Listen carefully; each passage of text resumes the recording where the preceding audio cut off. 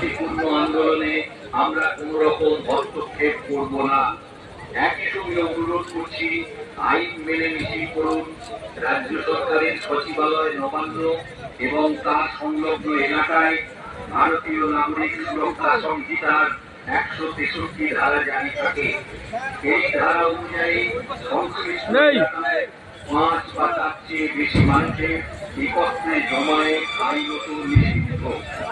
এই বিষয়টি মাথায় রাখুন, আইন নিজের হাতে তুলে দেবেন না।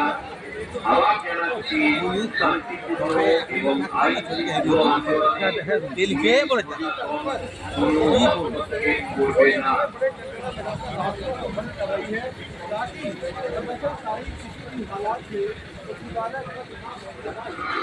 যারা মিছিলে অংশ নিচ্ছেন তাদের পুলিশ প্রশাসনের তরফ থেকে জানানো হচ্ছে, শান্তিপূর্ণ আন্দোলনে আমরা কোন রকম হস্তক্ষেপ করব না। একই সঙ্গে